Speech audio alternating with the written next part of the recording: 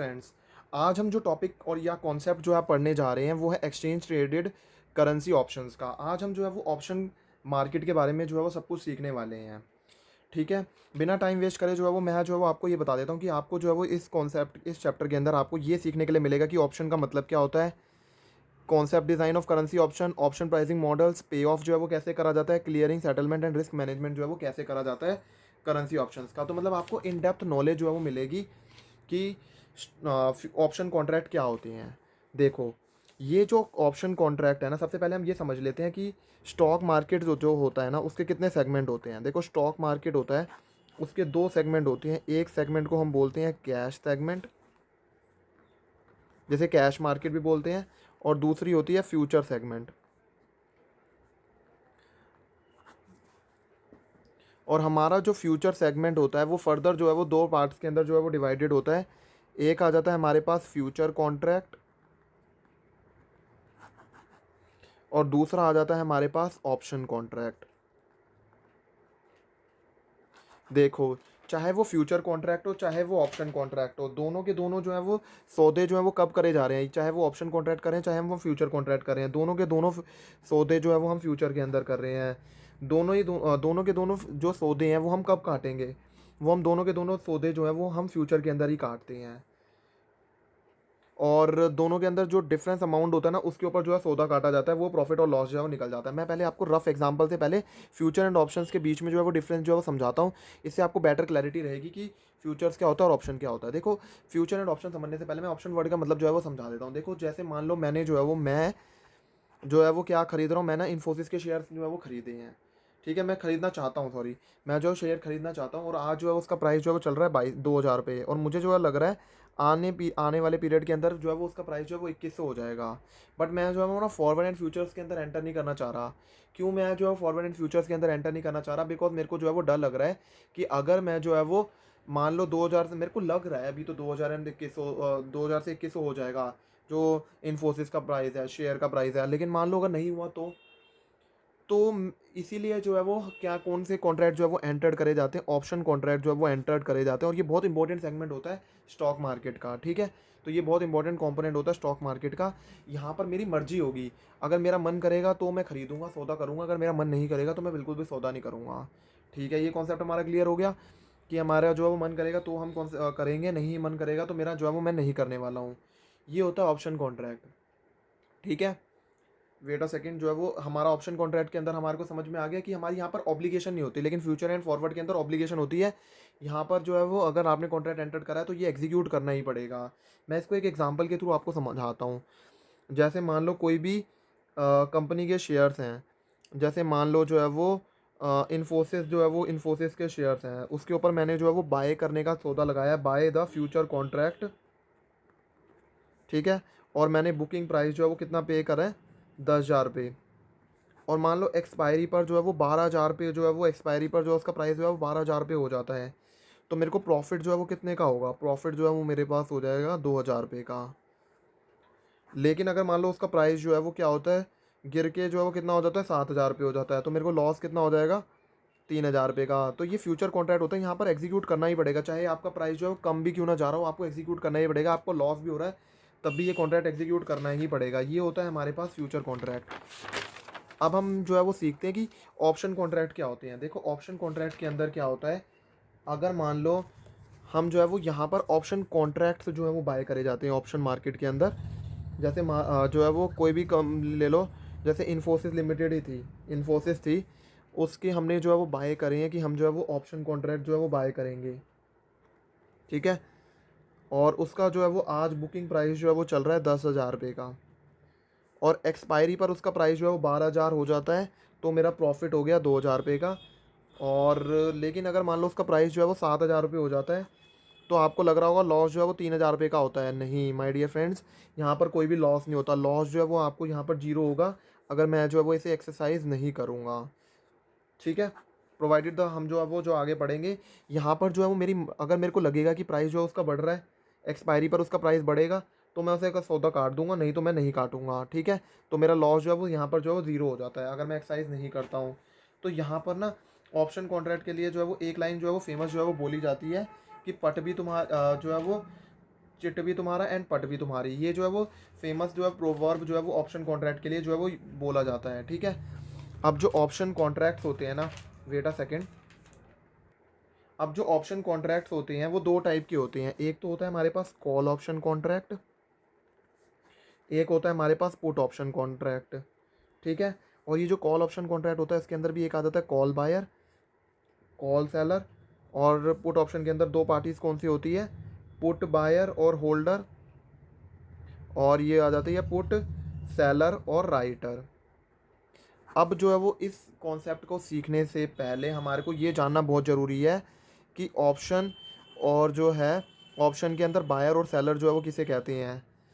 कई बच्चे जो है वो अभी ये सोच रहे होंगे कि ऑप्शन कॉन्ट्रैक्ट के अंदर बायर और सेलर का मतलब तो बहुत सिंपल सा है कि जो है पर्सन जो बाय कर रहा है, शेयर बाय कर रहा है, वो बायर। नहीं, इस कॉन्सेप्टर के अंदर जो है बायर का मतलब वो होता है जो राइट बाय कर रहा है, ठीक है। और सेलर का मतलब है जो अपना राइट बेच रहा है, उसे सेलर बोलते हैं।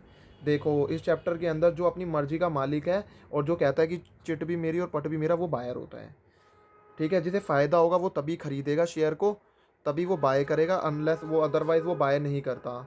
और इस चैप्टर के अंदर जो है वो जो पर्सन जो है वो सेल करता है, राइट, उसे बोलते हैं सेलर, जो अधिकार बेचता है। बट सेलर जो है वो इतना भी बेवकूफ़ नहीं होता वो कि जो है वो आपको जो देखने में भी लग रहा है, ये हम जो है वो बाद में अभी थोड़ी देर बाद थोड़ा वो सीखेंगे। देखो इसके बाद जो है ना, जो हमें सीखने के लिए मिलता है वो होता है हमारे पास ऑप्शन प्रीमियम का मतलब। ऑप्शन प्रीमियम का मतलब होता है वो अमाउंट जो कि किसने किसको पे करा है। जो बायर जो है वो सेलर को जो है वो पे करता है राइट खरीदने के लिए, उसे बोला जाता है ऑप्शन प्रीमियम। ये जो है किस लिए पे करा गया, राइट परचेज करने के लिए। क्या ये जो है वो शेयर्स खरीदने के लिए पे करा गया, नहीं। और ये जो है ये ऐसा पैसा होता है जो कि रिफंडेबल नहीं होता और ना तो ये किसी और से एडजस्ट होता है, ठीक है। इस कॉन्सेप्ट को सीखने के बाद जो कॉन्सेप्ट हम सीखने वाले हैं वो कॉन्सेप्ट होता है कि कॉल बायर और कॉल सेलर के अंदर डिफरेंस क्या होता है, कि कॉल बायर क्या होता है और कॉल सेलर क्या होता है। देखो कॉल बायर होता है ना, उसकी कोई ऑब्लिगेशन नहीं होती कि वो परफॉर्म करे, नो ऑब्लिगेशन। लेकिन जो कॉल सेलर होता है इसके पास ऑब्लिगेशन होती है। देखो नो ऑब्लिगेशन टू परफॉर्म का मतलब क्या है, इससे कोई ज़बरदस्ती नहीं करा सकता। सामने वाले के पास जो है वो मेरे पास कोई ऑब्लिगेशन नहीं लगा सकता कि आपने वादा किया था आपको परफॉर्म करना पड़ेगा। नहीं, मैं मर्जी का मालिक हूँ। अगर मुझे लगेगा कि उसका प्राइस जो है वो एक्सपायरी भी बढ़ने वाला है तो ही मैं जो है वो एग्जीक्यूट करूँगा इस कॉन्ट्रैक्ट को, नहीं तो नहीं करूँगा। लेकिन यहाँ पर हमारे पास ऑब्लिगेशन होती है परफॉर्म करने की। कॉल सेलर को तो बेचना ही पड़ता है। अगर मान लो जो है वो प्राइस बढ़ जाता है, मैं खरीदना चाहता हूँ, तो उसको बेचना ही पड़ेगा। देखो कॉल बायर जो है वो प्रीमियम जो है वो पे करता है परचेज करने के लिए, और कॉल सेलर जो है वो रिसीव करता है प्रीमियम को। ये पे कर रहा है सेलर को, तो सेलर ये पे करा और उसने रिसीव कर लिया। देखो कॉल बायर जो है वो क्या होता है, क्या वो शेयर का बायर होता है, नहीं, वो राइट का बायर, वो राइट परचेज करने का वो होता है, बायर होता है वो राइट का, और ये होता है सेलर ऑफ राइट, ठीक है। और यहाँ पर वो जो है वो कॉल बायर जो है वो क्या करता है, वो अधिकार खरीदता है शेयर खरीदने का, और यहाँ पर वो अधिकार खरीदता है शेयर बेचने का। ये हो गया हमारे पास कॉल बायर और कॉल सेलर। इसके बाद जो हम कॉन्सेप्ट सीखेंगे वो होता है हमारे पास पुट बायर और पुट सेलर का कॉन्सेप्ट क्या कहते हैं। देखो पुट बायर और पुट सेलर के अंदर क्या होता है, पुट बायर और पुट सेलर की ये तीन कंडीशन जो है वो सेम होती है पुट बायर और पुट सेलर के अंदर। लेकिन जो पुट बायर होता है वो सेल करता है शेयर्स को, जो अधिकार खरीदा है उसने किसका, शेयर बेचने का, और यहाँ पर जो है उसने अधिकार खरीदा है शेयर बाय करने का, उसे बोला जाता है पुट सेलर, ठीक है। अब जो है वो हमारे पास ये सारा का सारा सीखने के बाद जो है वो हमारे पास जो है वो क्या आ जाता है, हमारे को जो है वो प्रॉफिट एंड लॉस जो है वो सीखने के लिए मिलेगा कि प्रॉफिट एंड लॉस जो है वो हम कैसे निकालते हैं कॉल बायर के लिए। देखो अगर कॉल बायर को जो है वो लगेगा कि सीएमपी जो एक्सपायरी पर जो है मार्केट प्राइस जो है वो एक्साइज प्राइस जो उसने जो है वो करा है उससे ज़्यादा है, तभी वो उस कॉन्ट्रैक्ट को एक्साइज करेगा, है ना। अगर जो है वो जो एक्साइज प्राइस है मान लो 100 रुपये का, और बाद में जो एक्सपायरी है उसके ऊपर मार्केट के अंदर उसी शेयर का प्राइस जो है वो कितना हो जाता है, 120 रुपये हो जाता है, तो वो उस एक्साइज को इस कॉन्ट्रैक्ट को एक्साइज कर लेगा, एक्साइज प्राइस देकर 100 रुपये का एक्साइज प्राइस देकर जो है उसे 20 रुपये का प्रॉफिट मिल रहा है, तो हाँ वो एक्साइज कर लेगा। तो उसके अंदर नेट प्रॉफिट जो है कैसे निकाला जाता है, सीएमपी जो भी एक्सपायरी पर होगा उसमें से हम ऑप्शन प्राइस माइनस कर देते हैं, तो हमारा एक्साइज प्राइस निकल जाता है, मतलब नेट प्रॉफिट निकल जाता है। लेकिन अगर मान लो सीएमपी जो है वो एक्साइज प्राइस से कम होगा तो वो क्या एक्साइज करेगा, नहीं, वो एक्साइज नहीं करेगा, और उसको कितना लॉस हो जाएगा, ओपी जितना उसने पे करा है ना कॉल बायर को, उतना नुकसान हो जाता है। ये होता है profit and loss call buyer का। और प्रॉफिट एंड लॉस अगर मैं कॉल सेलर की बात करूँ वो तो जस्ट अपोजिट होता है, वो कॉल सेलर का जस्ट अपोजिट होता है। तो रूल क्या एक्साइज करता है कॉल बायर, देखो अगर सीएमपी ज़्यादा होगा ईपी से तो वो एक्साइज करेगा, अगर वो कम होगा तो वो एक्साइज नहीं करेगा। देखो कॉल सेलर के लिए क्या रूल होता है, कॉल सेलर के लिए जो है वो माय डियर फ्रेंड्स कोई रूल नहीं होता, क्योंकि कॉल सेलर के पास कोई राइट नहीं होता कि वो एक्सरसाइज करे ना करे। किसके पास राइट होता है, बायर के पास होता है। तो इसीलिए जो है वो इसके ऊपर कोई भी रूल अप्लाई नहीं होता, ठीक है। अब आ जाता है प्रॉफिट एंड लॉस क्या होता है पुट बायर का। देखो पुट बायर के लिए अगर सीएमपी जो है, मतलब जिसने जो है वो राइट क्या किस चीज़ का खरीदा है, शेयर बेचने का। देखो अगर सीएमपी जो है वो ईपी से ज़्यादा होगा, मतलब जो है वो 100 रुपये की चीज़ वो 120, और सीएमपी जो है मार्केट के अंदर प्राइस जो है वो 120 रुपये में है, और उसको जो है वो 100 एक्साइज प्राइस है 100 रुपये में। मतलब उस क्या जो है वो 120 रुपये की जो मार्केट में आज 120 रुपये का सामान चल रहा है, क्या वो जो है वो उसे 100 रुपये में बेचेगा, नहीं। तो अगर सीएमपी ईपी से ज़्यादा होता है, अब पुट बायर के अंदर अलग होता है। हमने जो है वो अभी हमने कॉल बायर और कॉल सेलर पढ़ा, अभी पुट बायर के अंदर देखो सीएमपी अगर ईपी से ज़्यादा होगा ना तब वो एक्साइज नहीं करेगा, लेकिन यहाँ पर एक्साइज करता था।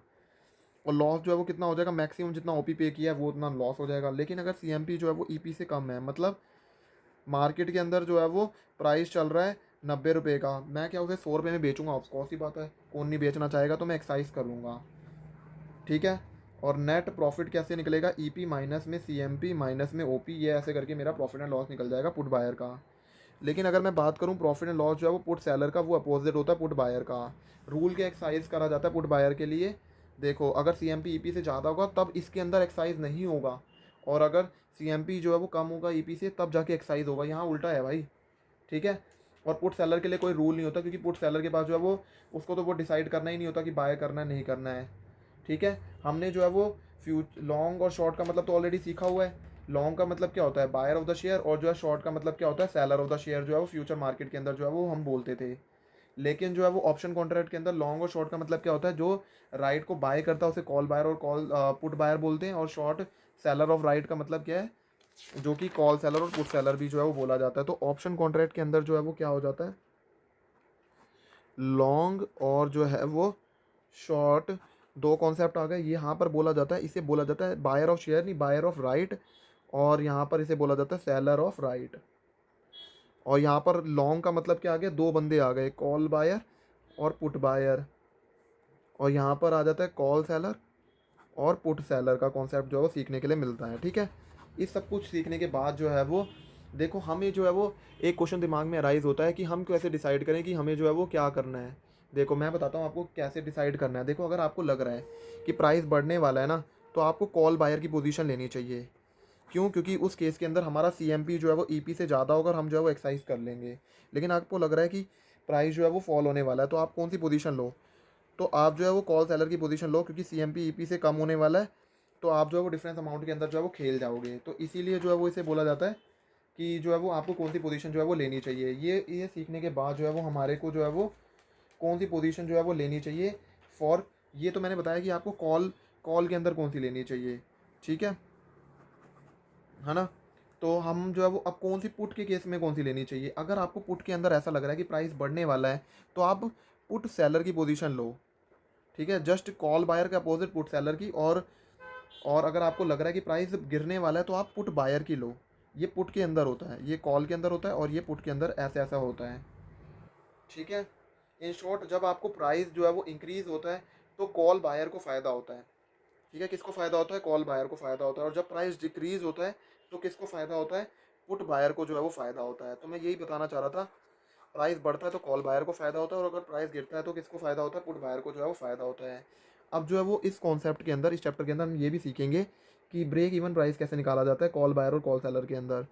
देखो कॉल बायर और कॉल सेलर के लिए ब्रेक इवन प्राइस जो होता है ईपी प्लस में ओपी। देखो मैक्सिमम जो है वो जो है करंट मार्केट प्राइस जो है वो कैसा होगा, जो ईपी प्लस में जो है वो ओपी, ये होता है ब्रेक इवन प्राइस की। मतलब यहाँ पर ये दोनों चीज़ें जो है वो इक्वल हो गई हैं, मतलब ब्रेक इवन पे ऐसी सिचुएशन पर है। लेकिन पुट बायर और पुट सेलर के लिए सीएमपी जो है वो कैसे निकाला जाता है, ईपी में से ओपी जो है वो माइनस कर दिया जाएगा, तो मेरे पास ब्रेक इवन प्राइस जो है वो निकाला जाता है। ये सब कुछ जो है वो होने के बाद देखो हमारे को यहाँ पर इस कॉन्सेप्ट के अंदर जो है वो इस चैप्टर के अंदर ये भी सीखने के लिए मिलेगा कि जो कॉल बायर होता है, देखो कॉल बायर जो है वो उसके लिए नेट प्रॉफिट जो है कैसे निकाला जाता है, हमें पता है कि C M P minus E P minus O P करके जो है वो नेट प्रॉफिट निकाला जा रहा है। तो एक बात बताओ, कि इसके अंदर कॉल बायर का मैक्सिमम प्रॉफिट कितना हो सकता है। देखो अनलिमिटेड इसका नेट प्रॉफिट होगा। जितना भी सीएमपी जो है वो देखो एक्साइज कितने पे पर, मान लो मैंने जो है वो इस शेयर को खरीद लिया, 100 रुपये का खरीदा मैंने, राइट खरीदा कि मैं खरीदूंगा, और सीएमपी जितना ज़्यादा होगा उतना प्रॉफिट है, तो मैक्सिमम प्रॉफिट अनलिमिटेड कितना भी हो सकता है। लेकिन मैक्सिमम लॉस कितना हो सकता है, ठीक है। अगर मैं मान लो इस कॉन्ट्रैक्ट को एग्जीक्यूट नहीं करूँगा फिर भी मुझे ओपी तो पे करना ही पड़ेगा, तो ओपी पेड का जो है वो नुकसान हो जाता है। लेकिन कॉल सेलर के केस के अंदर क्या होता है, मैक्सिमम प्रॉफिट उससे कितना होगा, ओपी रिसीव्ड करने का होगा। और मैक्सिमम लॉस किसे कितना हो सकता है, उसे अनलिमिटेड हो सकता है। कैसे, देखो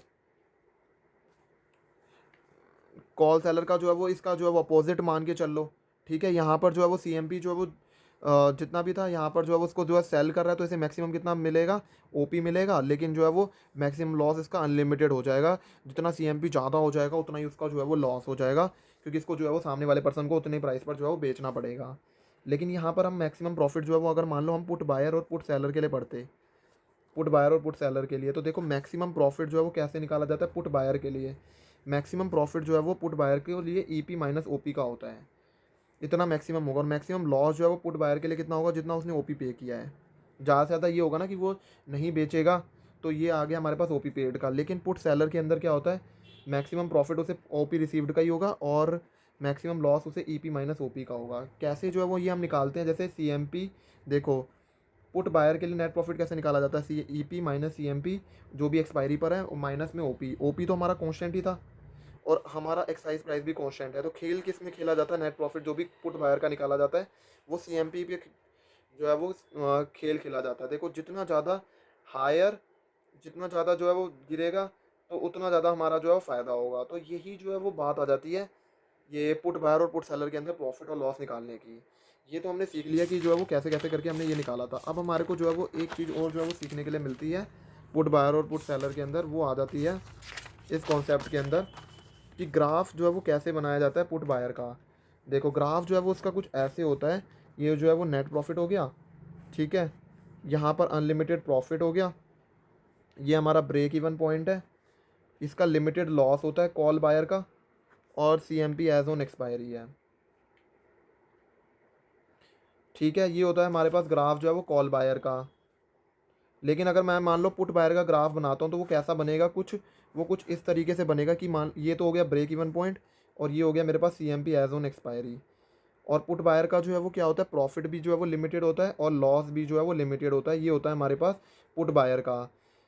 क्यों, क्योंकि यहाँ पर जो है वो लॉस जो है वो हमारा किससे ज़्यादा नहीं हो सकता, लॉस जो है वो हमारा यहाँ पर प्रीमियम से ज़्यादा नहीं हो सकता, तो इसीलिए जो है वो यहाँ पर जो है वो प्रॉफिट भी लिमिटेड होता है और लॉस भी जो है वो लिमिटेड होता है। लेकिन पुट सेलर का जो है वो क्या होता है, वो मिरर इमेज होती है पुट बायर की। जैसा ये बन रहा होता है ना, इसका मिरर इमेज जो है वो पुट बायर की जो है वो अंदर बन जाती है, ठीक है। तो हमने जो है वो ये सब कुछ सीख लिया कि जो है वो ऑप्शन कॉन्ट्रैक्ट्स क्या होती हैं, कॉल ऑप्शन का मतलब, पुट ऑप्शन का मतलब, जिस प्राइस पर जो है वो काटा जा रहा है प्री स्पेसिफाइड प्राइस उसे स्ट्राइक प्राइस बोलते हैं। एंड डेट, जब जो है वो स्ट्राइक प्राइस एप्लीकेबल होता है उसको एक्सपायरेशन डेट भी बोलते हैं। डिफरेंस बिटवीन जब हमने कॉन्ट्रैक्ट एंटर करा एंड एक्सपायरेशन डेट को डेट टाइम ऑफ मैच्योरिटी भी बोला जाता है। Option buyer option seller, call buyer call seller, और ऑप्शन प्रीमियम ऑप्शन प्राइस क्या होता है बता ही दिया। अंडरलाइंग एसेट जो है वो जो कागज़ का टुकड़ा जिसको जो है वो बेचा जा रहा है, जिस एसेट को खरीदा और बेचा जा रहा है ना, उसे जो है वो क्या बोला जाता है, अंडरलाइंग एसेट जो है वो बोला जाता है। ये सब कुछ सीखने के बाद जो है वो हमने डिफरेंस फ्यूचर एंड ऑप्शंस के अंदर सीख ही लिया था कि देखो ये जो है वो मैंडेटरी होता है इसको एग्जीक्यूट करना, ये मैंडेटरी नहीं होता। यहाँ पर हम मर्जी के मालिक होते हैं कि हम जो है वो कॉन्ट्रैक्ट कराए तो हमारे को जो है वो हमारी मर्जी है, हमारे इसको सही लगेगा तो करेंगे, नहीं तो नहीं लगे नहीं करेंगे। लेकिन फ्यूचर कॉन्ट्रैक्ट के अंदर आपको करना ही पड़ता है। और फ्यूचर कॉन्ट्रैक्ट का ये मतलब सीख लिया हमने यहाँ पर, फ्यूचर कॉन्ट्रैक्ट और ऑप्शन कॉन्ट्रैक्ट का। और ठीक है, और फिर इसके बाद जो है वो हमने ऑप्शन जो है फाइनेंशियल मार्केट के अंदर जो है वो सीखा था। ऑप्शन जो है वो मोस्ट फाइनेंशियल एसेट्स के अंदर जो है वो करी जाती है, equities currency commodities and interest rate के अंदर जो है वो सभी के अंदर जो है वो ऑप्शन जो है वो वाइडली ट्रेडेड करा जाता है, और बहुत ज़्यादा इंपॉर्टेंट मार्केट होती है, बहुत इंपॉर्टेंट सेगमेंट होता है ऑप्शन मार्केट का।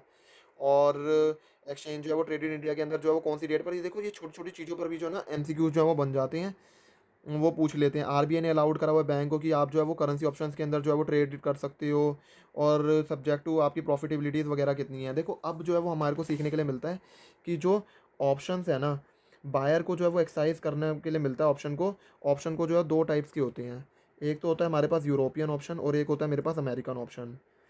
देखो यूरोपियन ऑप्शन जो है वो एक्सरसाइज तब कौन करता है, बायर ऑफ ऑप्शन करता है। ओनली वो कब कर सकता है, जब एक्सपायरेशन डेट होगी ना उसकी, जब वो एक्सपायर होने वाला होगा वो जो ऑप्शन कॉन्ट्रैक्ट तभी कर सकता है। इंडिया के अंदर ओनली जो है वो यूरोपियन ऑप्शन टाइप्स को ही जो है वो अलाउ करा हुआ है। लेकिन अमेरिकन ऑप्शंस क्या होता है, ये बायर जो है कभी भी एक्साइज कर सकता है, चाहे वो ऑन या फिर बिफोर द एक्सपायरेशन डेट कभी भी जो है वो एक्साइज कर सकता है। करंटली जो अमेरिकन ऑप्शंस हैं वो हम करेंसीज़ के अंदर जो है वो इंडिया की करेंसीज़ के अंदर जो है वो अलाउड नहीं करा हुआ अमेरिकन ऑप्शन। तो आपको आई होप आपको जो है वो यूरोपियन ऑप्शन और अमेरिकन ऑप्शन का कॉन्सेप्ट जो है वो अच्छे से समझ में आ गया होगा। अब इसके बाद जो हमें कॉन्सेप्ट जो है सीखने के लिए मिलता है वो होता है मनीएस ऑफ द ऑप्शन का। बायर जो होता है वो डिसाइड करता है कि जो है उसे खरीदना है या नहीं खरीदना है। ये तो हमने पढ़ ही लिया था मनीएस ऑफ द ऑप्शंस को। ठीक है, हमने ऑप्शन की वैल्यू जो है वो जो है वो सीख ली थी कि वो जो है वो दो टाइप्स के अंदर डिवाइड हो जाती है, इंट्रिंसिक वैल्यू और टाइम वैल्यू के अंदर। इंट्रिंसिक वैल्यू का मतलब क्या होता है, स्पॉट प्राइस के बीच में और स्ट्राइक प्राइस जो भी एक ऑप्शन कॉन्ट्रैक्ट है उसके अंदर जो है वो स्पॉट प्राइस और स्ट्राइक प्राइस के बीच में डिफरेंस क्या है उसे इंट्रिंसिक वैल्यू जो है वो बोली जाती है। और कॉल ऑप्शन के अंदर इंट्रिंसिक वैल्यू मैक्सिमम जो है वो कितनी होगी, जीरो, और स्ट्राइक प्राइस माइनस में के। ठीक है, ये सारा का सारा मैंने आपको बता दिया। टाइम वैल्यू जो है कैसे डिटरमाइन होगी, जो भी डिफरेंस होगा ऑप्शन प्रीमियम का और इंट्रिंसिक वैल्यू का उसे क्या बोला जाता है, टाइम वैल्यू ऑफ ऑप्शन जो है वो बोला जाता है। कि ये जो है वो किस वजह से आया है, ये जो है वो ऑप्शन की ट्रेडिंग के अंदर डिफरेंस था, इसी वजह से जो है वो डिफरेंस आया है, इसीलिए जो है इसे बोला जाता है टाइम वैल्यू ऑफ ऑप्शन। देखो इसके बाद जो है वो हमने आज जो हमें सीखने के लिए मिलता है कि ऑप्शन ग्रीक्स क्या होते हैं। तो change in the option price, जब एक पर्टिकुलर प्राइस जो है डिटर्मिनेंट चेंजेस हो जाता है उसे बोला जाता है ऑप्शन ग्रीक। कोई भी प्राइस डिटर्मिनेंट है तो वहाँ पर हमारे पास एक ग्रीक जो है वो देखा जाता है।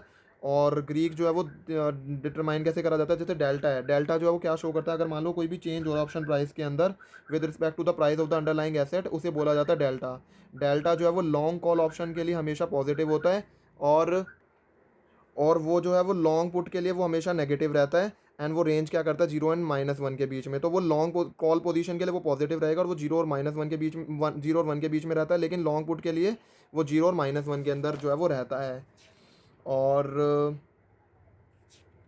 तो आपको जो है वो ऑप्शन ग्रीक का मतलब जो है वो अच्छे से समझ में आ ही गया होगा। जब एक ऑप्शन प्राइस जो है वो चेंज हो रहा है, जब एक पर्टिकुलर प्राइस डिटर्मिनेंट चेंज हो रहा है, उसको उस वो ऑप्शन ग्रीक के थ्रू जो है वो हम उसे रिप्रेजेंट करते हैं। ठीक है, ऐसे ही जो है वो वेगा, थीटा और रहू होता है। ठीक है, अब ऑप्शन प्राइस जो है वो दो मेथडोलॉजी से निकाला जाता है, ब्लैक एंड शॉल्व के थ्रू या फिर जो है बाइनोमियल प्राइसिंग के थ्रू। ब्लैक एंड शॉल्व जो है वो मेनली यूज़ करा जाता है अगर हमें यूरोपियन ऑप्शंस की जो है वो वैल्यू निकालनी है तो ब्लैक एंड शॉल्व मॉडल यूज़ करा जाता है, और अमेरिकन ऑप्शंस के लिए निकालना है तो हमें बाइनोमियल प्राइसिंग जो है वो यूज़ करी जाती है। इसके बाद हमने ऑप्शन पे ऑफ जो है वो सीखे हैं कि कैसे कैसे जो है वो निकाला जाता है, कैसे कैसे जो है वो डिटरमाइन करा जाता है। ये मैंने आपको जो है वो चार्ट्स के थ्रू बता ही दिया है। ऑप्शन स्ट्रेटजीज जो है वो बता दी हैं। वनीला ऑप्शन जो है वो फोर बेसिक, सो हम कहाँ पर थे, वनीला ऑप्शंस के अंदर थे। देखो वनीला ऑप्शन जो है वो चार बेसिक पोजीशन जो है वो लेते हैं, जो कि होता है long call, long put, short call and short put position जो है वो लेते हैं। ठीक है, फाइनल सेटलमेंट जो है वो यहाँ पर जो है वो वनीला ऑप्शंस के अंदर जो है वो किसके बेसिस पर जो है वो लिया जाता है, आरबीआई के रेफरेंस रेट पर जो है वो लिया जाता है। तो आपको ये ध्यान में रखना बहुत ज़रूरी है कि रेट कौन सा लिया जाता है, आरबीआई का रेफरेंस रेट जो है वो लिया जाता है।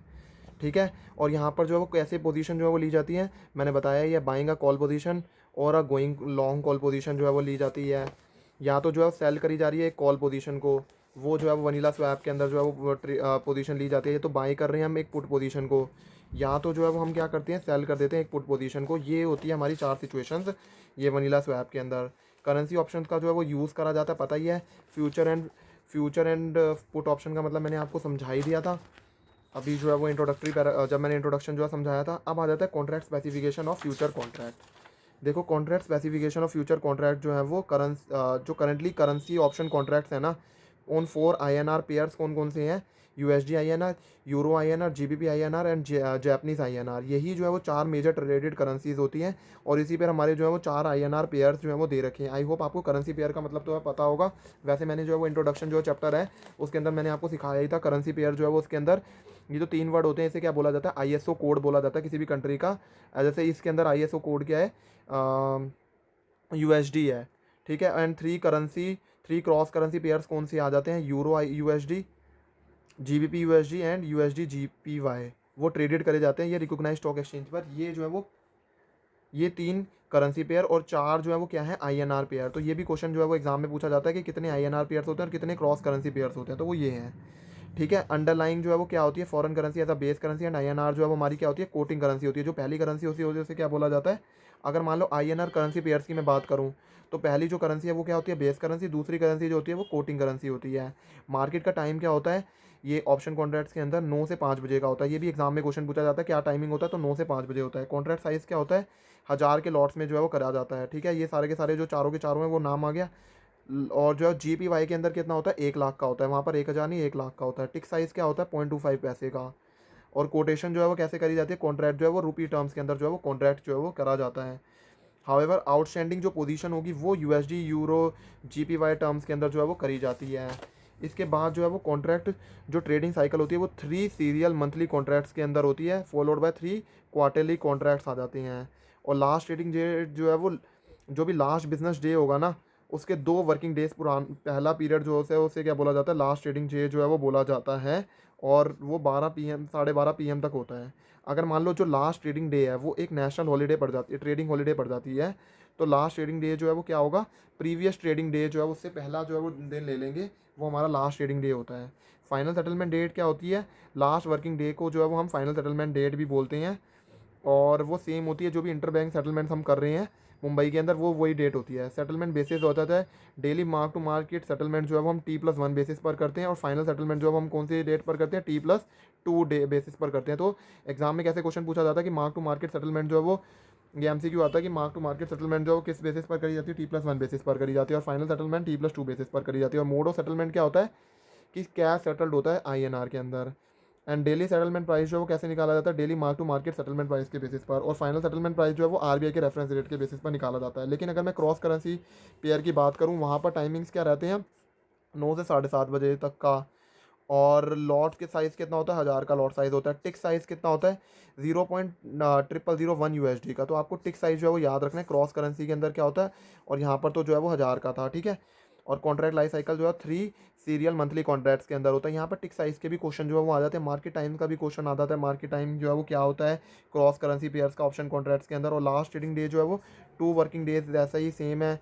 और जो है वो फाइनल जो है वो ये कैसे होता है। और जो है सेटलमेंट प्राइस के लिए हम जो है वो RBI का रेफरेंस रेट लेते हैं।